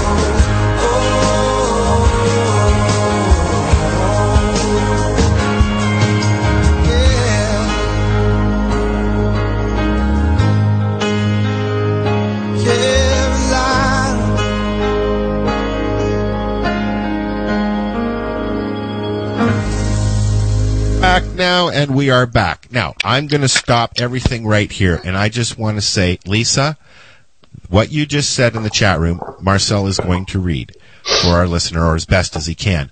But I want to tell you, what you just said touched my heart, and that's the only reason that we're doing this, is for that response. Okay? Marcel, can you read what she said, please? I can't read the whole thing, but I'll paraphrase. She's a parent of somebody with obviously ADHD. Yes. As well as a spouse with ADHD. She's extremely thankful for this show because you guys are opening her eyes to exactly what's going on in her child's mind. Yeah, it's a really hard one to even diagnose. Most doctors will just say, "Oh, he's got a mood disorder." You know, yeah. Or he's bipolar or schizophrenic or whatever. It's. I mean, they've already been proving it with autistic children. Sure, and ADHD is on the autism spectrum, so it makes sense that. Exactly, and I mean they're treating autistic kids with pure oil. All right. And from what I can tell, it's actually THC oil, which corresponds with what the adult ADHD prescription is as well. Now, can I just jump in here? Does cannabis act the same way as a stimulant as Ritalin would, as far as the reversal thing with ADHD? Sure, it actually works in exactly the same way. In a way, it's nature's Ritalin. So a sativa. THC. Sorry, go on. A sativa will work different for me than it would work for somebody without ADHD, or vice versa with a... Absolutely. That panic attack level that you were talking about before is much lower for someone without ADHD. Okay. It obviously depends where on the ADHD spectrum you are. Someone with ADHD inattentive like me, I can handle a high THC sativa quite easily, but possibly someone who's more on the hyperactive end couldn't. I'm not sure how that works exactly. I get confused over both. I mean, one minute I'm thinking that I really like a sativa, and the next minute I think no, it's an indica. So I mean, I've been talking about this every week for 8 fucking years pretty much, and even I get confused. You know, so you can't. I can't even imagine how somebody with a child who is being told, your kid is so wild that we don't even want him in our school. I mean, I got shucked around to different schools because nobody wanted me. I was in special ed right up through till high school. Okay? Nobody wanted me around because I was that kid going, oh, butterfly. Oh, hey, hey, buddy. Oh, I'm sorry, Mr. So-and-so, you were doing a history lesson, weren't you? It's. I was the one staring out the window. Well, I did that too, but I'm the fiddler. I got the leg thing. I got my hands going. My mouth is always going. Blah blah blah blah blah blah. I was the one reading 3 chapters ahead. Yeah, I was the one answering the questions 3 chapters ahead. Yeah, same kind of thing. Yeah. But I wasn't reading the book though. I was figuring it out on my own. Do you know what I mean? I never read the books. I'm also dyslexic. I kind of read the books. I'm also dyslexic. I learned to develop a photographic memory so that once it was there, it was there. I don't read very often, which is surprising because I sit here most of the day reading news. But you read all the time? Yes, I do it all the time now. But I have full-blown dyslexia, and to see my handwriting, it's like a 3-year-old child. Okay? I don't handwrite very well. I can barely write a check. It's that whole numbers to letters thing, having to write out the number, and then write out the letter. You know what I mean? I just do everything in block letters. Everything. I can't do that because sometimes they're small, sometimes they're big. I miss the B's with the D's, and it's We're back really into the whole ADHD thing again, aren't we? Yes. Isn't that what we were supposed to be talking about? No, I want to ask Adrian a question about strains for ADHD. So, go ahead. What strains are you finding best for ADHD? As you were saying before, strains are different everywhere. Even the same supposed strain grown by different growers could be completely different. So it's really about finding what works for you and trying to control that and maintain that. But what works for me is a high THC sativa. I think that the terpenes are also very important. I tend to go for the pinene smelling or piney smelling sativas or woody smelling, which the pinene actually attenuates the memory loss effect of THC so that you can remember what you're focusing on, which is very helpful. And the woody and minty scents also seem to have a focusing effect and tame the THC a little bit. I guess if I want a mood lift, then I'll use one which is more lemony. My favourite is probably something like Jack Herer, which incidentally you mentioned before, THCV. It actually has a high level of THCV, so I'm interested in trying other strains with that. THCV may help to control hyperactivity, so it's probably a good cannabinoid to look for in ADHD meds as well as the THC. The other cannabinoids you might want to look for are CBD for hyperactivity if you're on that end of the ADHD spectrum. Maybe like hybrid, maybe indica dominant for hyperactivity. I'm not sure, or at least a CBD hemp oil or something like that. And the other cannabinoid that I would look out for is CBG. It actually works in the same way as THC through retrograde inhibition, but is actually a lot more powerful. And that's another one that is in some strains of cannabis, but it's also found in hemp. So it's one that, with a little bit of further exploration, could in fact be a legal option for treating ADHD, while THC still remains illegal in a lot of places in the world. On that note, I go for the sativas, and I think a lot of people with adult ADHD find that those help. And as they move towards the hyperactive end of the spectrum, which is obviously what a lot of kids are, maybe CBD alone would work. And I think that'll sit a lot better with many parents to try CBD alone first. And then, as clinical studies happen, maybe introduce THC for children later on. But CBD oil from hemp is certainly legal in a lot of places of the world already. Does that help? What is this, the Sativex? Is that CBD or THC? Sativex is a 50-50 mix. It's an extract of a ruderalis hemp for the CBD and a sativa for the THC. Obviously, there's some CBD in the sativa and probably a little bit of THC in the hemp as well, but they mix them together. It's a CO2 extract, from what I understand, mixed in alcohol and glycerin with a bit of peppermint oil. Tastes like shit. Does it? Yeah, and I've heard it has a bit of a feeling like it's a burning hash or like an indica. It's not. It's not what I would think would be an ADHD med because of the CBD. I think it'd be like driving around with the handbrake on. You think? Well, you know what? I'm about to ask my doctor if I can try it, because I last time I was there I brought it up, and he said he wanted to do some research on it. Now my doctor's very thorough.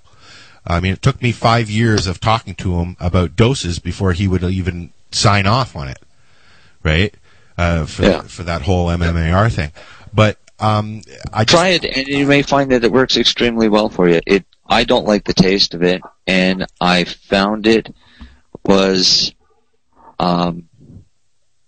it was nowhere strong enough for what I need. Yeah. Right? It's not, and because of the amount that I would need and because of the alcohol in it, it's not worth it. You might be drunk, not medicated, right? But I suggest, if people have medical coverage and they're covered for it, because it's not cheap, it's expensive. Yeah, it's like $160. The last time it was prescribed to me, it was covered by my insurance, and it was $160 a bottle. Each bottle has 50 sprays, and they say the average dose is 6 to 8 sprays. My calculations is it's about the equivalent of a tincture with 2 grams of bud.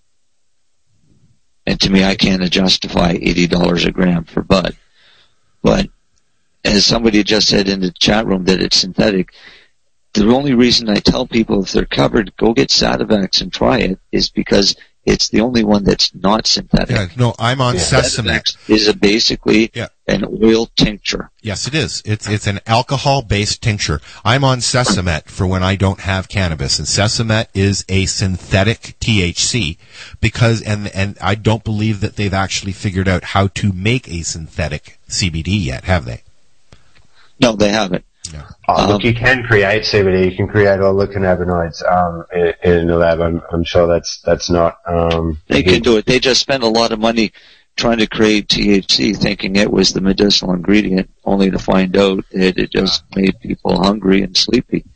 By itself, it can be that psychedelic effect as well, that panicked effect. I tried it once, and I actually had a bit of a panic of it. Well, I guess we're going to have a little experiment in the very near future because I'm going to see if I can get on it. I'm going to give away the Sesamet because he told me he won't give me everything. And when he said that, Marcel, you'll get a kick out of this. You know what I said?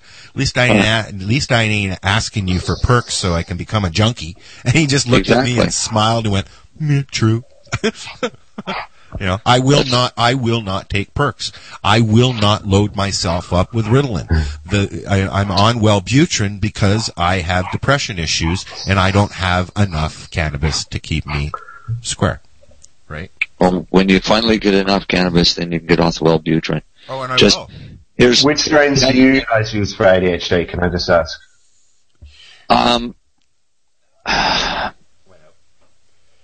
Really, I basically ingest indica-based oil, but I smoke indica-based oil, but when I need to be calmed down, then I go to a sativa or a really strong sativa hybrid. What if you need to do your banking? Focus at the computer for 5 hours or something like that. I have no problem focusing on either. No matter what I'm smoking, I can focus on the computer. I can always focus. Yeah. Okay. It's just that if something happens, one of the big kickers with MS is stress. Yeah. And if you get any stress, then it can fire off or flare up the symptoms that you have of MS. What I do is right away, as soon as I feel that oncoming, as much as I hate the taste of pot, really, I'll roll up a strong sativa and smoke it. And that'll level me out and calm me down enough to hopefully ward off an actual relapse and just let it be a flare. Yeah. How often do you have flare-ups now? Not very often. Yeah. I don't know. Jeez, it's been a few months since I bothered. You mentioned on the break, Marcel, and not to cut you off because I know that, it's a very important conversation. You mentioned that you had something really important that you wanted to talk to, and we're almost out of time. So I want. Yeah, we're almost out of time. So, our guest on last week, Bobby Dillman, the one who had just been raided the day before, and the police left him with his plants and his papers, and he came onto our show, and this week he had the police show up again.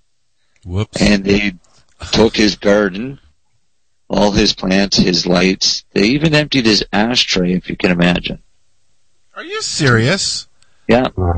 Just in case there was a roach in there, couldn't let him have that. So they took all of that, and they've arrested both him and his wife. And the reason I can tell you this is because the press announcement has been released, and it's going to be on the 11th, which is Wednesday afternoon, down in Halifax.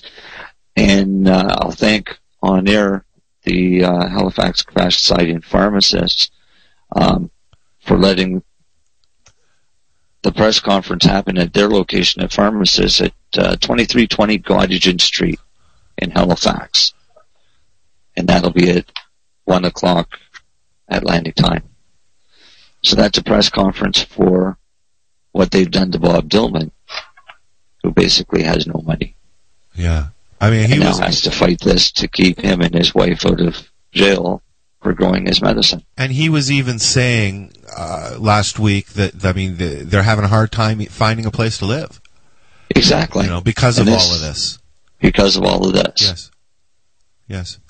And this is ridiculous. So we're going to make sure that we, follow up big time, and as soon as Bobby is able to, without any recourse happening from his court case, we will have him on the show to talk about it for sure. Definitely. I don't want him to jeopardize anything. Can you also fill in the people what's going on with out west there? Real quickly. Out west. Well, I've been following the court updates through the cannabis culture tweets because they've been doing live court updates. Pardon me? Entertainment. Pardon? It's almost been entertainment watching it. It has been hilarious because this week they've been running through the Crown's witnesses. And the Crown's witnesses are proving to be the best witnesses we could ever have. Cool. Because they are just, they're shooting themselves in the foot every time they open their mouth. Well, from what I haven't purposely not been looking at it. I haven't been because I've been trying to work on this show actually. And but the comments that I have seen flowing by, some of the things that Health Canada is saying themselves is pretty fucking asinine. Well, I mean, some of the comments that have been coming out where the health rep from Health Canada states that it's not Health Canada's mandate to make sure a product is healthy or not. But yet they've how many recalls have they done? Exactly. And they're enforcing it. But it's not their mandate to tell whether a product is actually healthy or not. According to they did no study on how effective it was. Yes. It just adds more confusion to the pile. What about all these sick people like Bobby who are going, I mean, he could effectively end up in jail because of this. And if he ends up in jail, he dies because his body system can't take pharmaceuticals. They won't let him have cannabis in jail. Yeah. Why not? Isn't he prescribed it? Yes, but see, the prison complex gets probably a little bit of funding from the pharmaceutical companies to make sure that their pharmaceuticals get into those prisons, and that's all over the world. Sure. It's this is a conversation that we have day in and day out. I mean, we could sit here all night long and talk about this, but I want to. We're going to wrap up. But I want to give Adrian a little bit of time here to once again give a little push to what he's doing. If you got $5 even, help him out. We need this study done. If I had the money, I would fork it over in a second. This is so important. Not just to figure it out for adults, so that we can help figure it out for the kids before they need to figure it out for themselves, right? Absolutely. That's got to be a goal. There are a lot of safety concerns, as we talked about before, about the effect of cannabis on growing brains, and that needs to be tested as well. And that'll probably be done for other disorders than ADHD, the safety testing. But yeah, for sure. Did you want me to talk now, or are you? No, you go right ahead. Yep. Okay, cool. Well, cannabis is only legal for ADHD in 5 countries at the moment. Canada, Germany, the Netherlands, Spain and Portugal, plus California in the US, where they have the catch-all, can be prescribed for anything in their laws, and the 5 other US states and Uruguay. So at this point there are 10 places in the world where my human rights are respected, none of which I have the legal right to live in. Cannabis is not a legal medicine for ADHD in other parts of the world because there's not enough scientific evidence to support it. and that is what my study will provide. The study will be conducted by world-class psychiatry and cannabinoid researcher Professor Dr. Kirsten Müller-Wahl at the University Hospital in Hanover in Germany, with the support of a scientific advisory board that includes some of the most prominent experts in cannabis research. Sorry, tripping over my words. These include the grandfather of medicinal cannabis, Professor Raphael Mechelen from Israel, and Professor Emeritus of Psychiatry Lester Grinspoon at Harvard, Julie Holland, MD, psychiatrist and psychopharmacologist, who's doing the MAPS test for PTSD using cannabis, and Robert Malamede, Professor of Molecular Biology and Biochemistry, who probably needs no introduction either. The first milestone is to conduct a pilot study, as I mentioned earlier, and the first step towards that is writing the pilot study. This will cost $2,500, and so far I've raised $2,192, which is 88% of the goal. At this point, we have about 30 hours remaining, and it would be fantastic if anyone could please chuck in either $5, $10, or $100 if you can afford it. It all helps. But anything you can afford would really help to get us over the line. There's also one Volcano remaining, one Crafty remaining, and two Mighty vaporizers manufactured by Stores & Bickle, available as perks for 25% off their recommended retail prices. The Mighties are $350 and the Volcanoes are $500 and the Crafty are $300. So that's at least $100 off each of them. And $500 and if for anyone a wants a Volcano great is a good vape price. and help a really worthy cause at the same time, this is an opportunity to do that. Thanks very much. $500 for a Volcano is a damn good price. That's a good deal. Yes, it is. Yeah, I'm just looking now to tell you the regular price. And Lori just got one last year. What did she pay for it, Marcel? $669. Yep, that's about right. $669. Yeah, that sounds about right. Yeah. And the Mighty is actually usually $469, so $350 is over $100 off, and the Crafty is $399 usually. So yeah, they're all quite cheap. If you're interested in a great vape, I've got the Crafty. I've been using it during this radio show, and I find it's a great device. I'm not plugging a particular manufacturer, but they do make good stuff. And Volcano has been a classic for a very long time also. And Health Canada approves it. The only one they approve, apparently. I'm joking. Like, that was significant, but yeah, they're good devices. I'm too poor to own a Volcano. I'd love to own one, so if Volcano's listening, if you send me one, I'd be forever thankful. Me too. I have, you know what? We got, through vaporstore.com, I got a Vapor Tower. And I've had it for going on about 6 years now, maybe. And it's dependable. It works. It's the kind that, it's a single hitter. You put in about a looney's worth in a little chamber, and it's forced, you're blowing or sucking in the air, and it's all just a heating coil. It's very simple. I'm not sure how much they go for, but if you go to vaportower.com or vaporstore.com, I'm sure you can find them. I would recommend these ones. I like them, and I am plugging them because they gave me something. Vapor Tower, yeah, well, for sure. I smoke joint. I smoke joints too. If somebody wants to get papers, I'll plug Zigzag. Yeah, eh? Well, you know what? Raw, many years ago, actually, we had a case of Raw sent to us. I have lots of gadgets here that I talk about and I use while we're on the show. I got a little gadget here. It's a pipe cleaner from Toolies, and I've had Ubies and God, so many things that we've done. There's reviews around on the website and stuff like that too, on our Facebook for stuff too. So if you have, if you got a product, we'll review it. Oh yeah, if you have Guys, a product I forgot to mention the website address: igg.me/at/cannabis for ADHD. And what's the Indiegogo? That's the Indiegogo. Oh, okay. Sure. And what is your website? Go there, and if you can donate. Yeah, please. And the other website is cannabisforadhd.org. Yeah, and that's the cannabisforadhd.org. That's Adrian's site, and he works on that, and he updates, stuff like that. And if you want to join a Facebook group, he's got one of those, and I have one too. It's called ADHD and Me, so you can slide in there, and I post stuff about ADHD all the time. Ellen, I'm sorry that your audio sucked today, but I'm really happy to have you.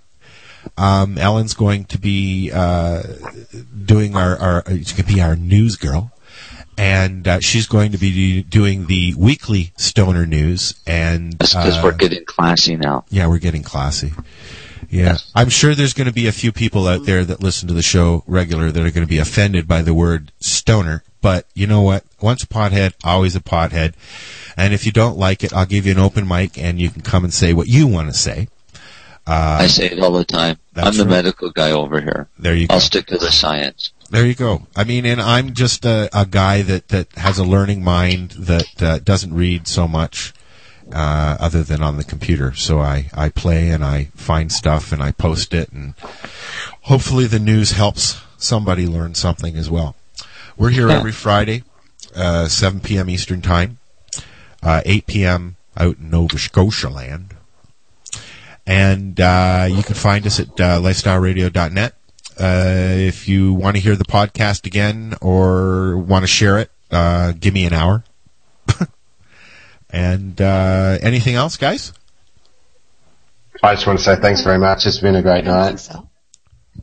Oh, it's been a pleasure having you on, Adrian. We're definitely going to have you on again. Yeah, next Awesome. week. It's been a pleasure. Next week we have who, Marcel?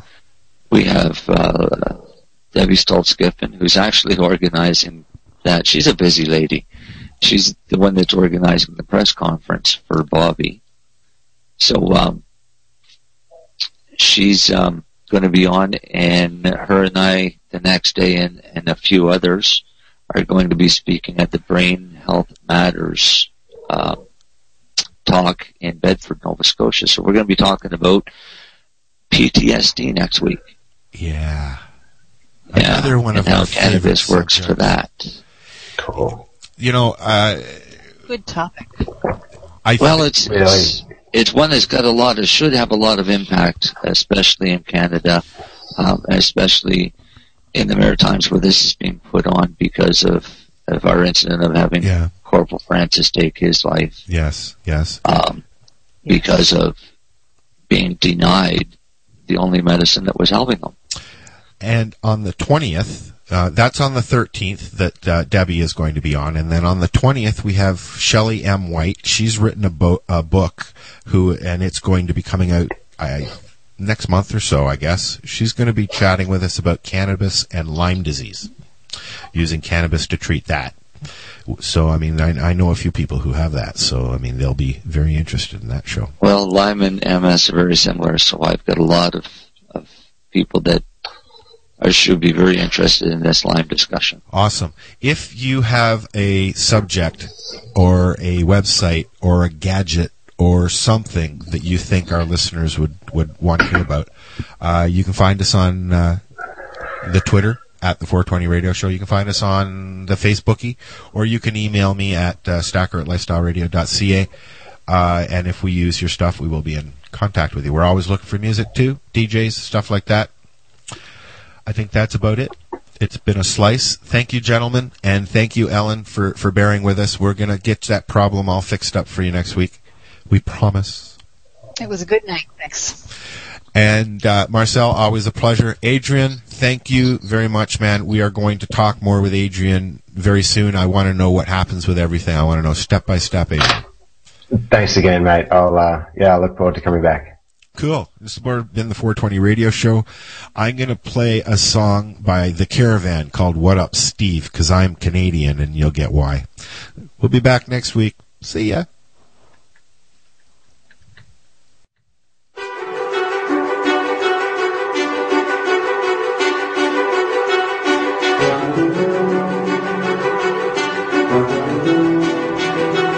What up, Steve? Thanks for cutting CBC. From all those people making music with our hearts on their sleeves. We squeeze rocks and write it while we're making them bleed. But then you're dropping the axe and you're cutting the feed. Man, you're taking what we need while you listen to Creed.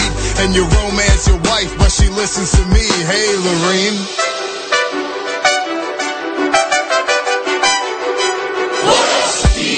Yeah, thanks for raising the taxes. $13 billion from the masses. Pickpocketed tactics, you're sneaky like a rat is. Contempt in parliament, you should've got your ass kicked. But your treason gets treated like it's reason, and you could only seize the seat for a season, Stephen.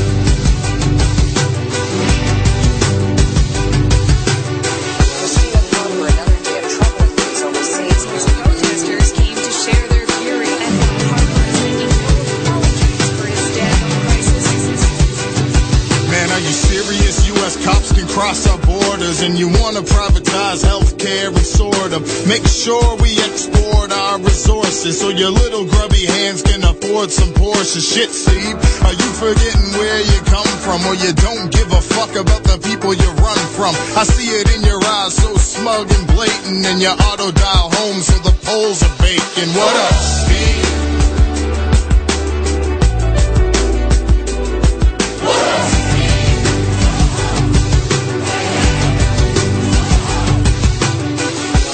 Talk to individuals with principles that interact with people who take action unconditional at biblical proportions, admissible extortion. Keep it underground with that invisible importance. Retorting with attitude, dismantle your platitude. Reporting with cohorts at each and every latitude. I cut a channel through the views used to hamper you. I'm lighting the short fuse. The smoke plumes overdue.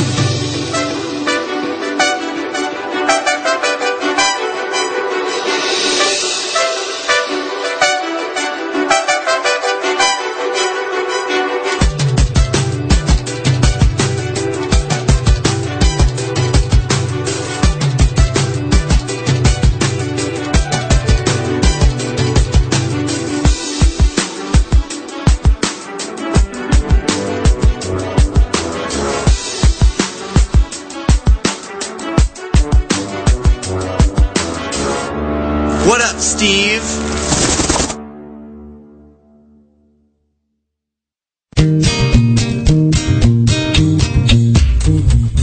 You like music, you like weed, well, we gonna be good friends indeed. This is not much I like more than smoking trees.